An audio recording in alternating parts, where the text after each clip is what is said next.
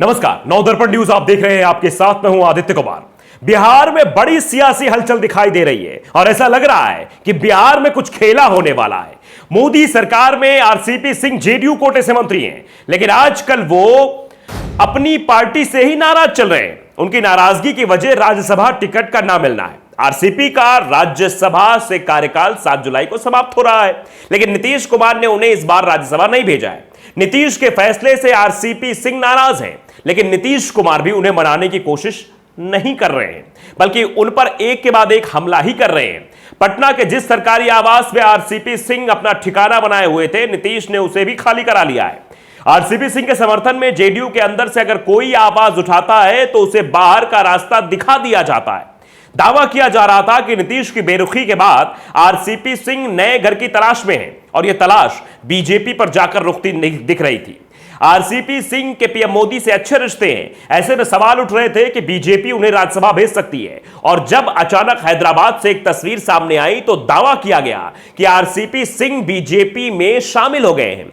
जैसे ही यह खबर आई कि बिहार एनडीए में खलबली मच गई। बीजेपी और जेडीयू दोनों को ही समझ में नहीं आ रहा है कि यह हुआ कैसे, यह क्या हो गया। नीतीश कुमार को आरसीपी सिंह की अहमियत पता है। जेडीयू में आरसीपी सिंह के समर्थक भरे पड़े हैं। वो बात अलग है कि अभी वो लोग खामोश हैं। आरसीपी सिंह अगर बगावत करते हैं और उन्हें सही ठिकाना मिलता है तो जेडीयू में बड़ी बगावत हो सकती है। और जैसे ही खबर आई कि आरसीपी सिंह बीजेपी में शामिल हो गए हैं तो जेडीयू मुश्किल में फंसती दिखाई दे रही है। जेडीयू के कई नेताओं ने पाला बदलने की तैयारी भी शुरू कर दी है। दावा किया गया है कि बिहार में भी ऑपरेशन लोटस शुरू हो गया है और आरसीपी सिंह के सहारे बीजेपी जेडीयू में बड़ी सेंधमारी की तैयारी में है।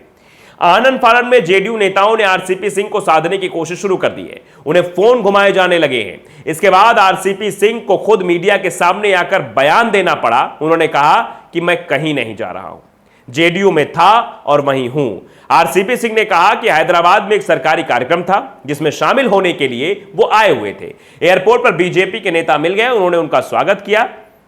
इसी दौरान फोटो लिए गए थे जो वायरल हो गए। बिहार सरकार में बीजेपी कोटे से मंत्री नितिन नवीन ने भी इस बात की पुष्टि की है। आरसीपी सिंह हैदराबाद में बीजेपी की राष्ट्रीय कार्यसमिति की बैठक में नहीं पहुंचे थे।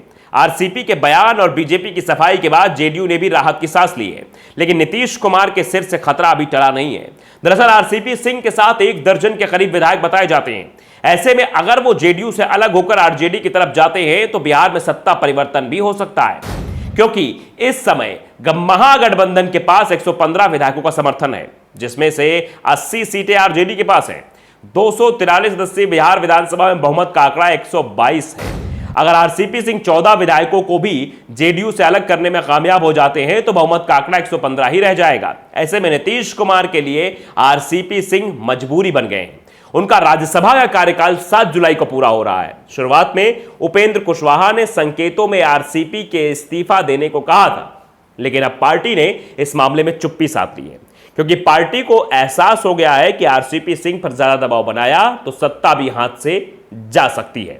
तो नवदर्पण न्यूज एक नई शुरुआत के साथ आपके बीच आया है। अगर आपने इसको अभी सब्सक्राइब नहीं किया है, सब्सक्राइब कर लीजिए, बेल आइकन दबाइए, ताकि हम अपडेट आप तक जल्द से जल्द पहुंचा सके और आपको भी खबर पहुंचने में ज़्यादा देरी की ना लगे, जल्द से जल्द आप तक खबर पहुंचती रहे। नमस्कार।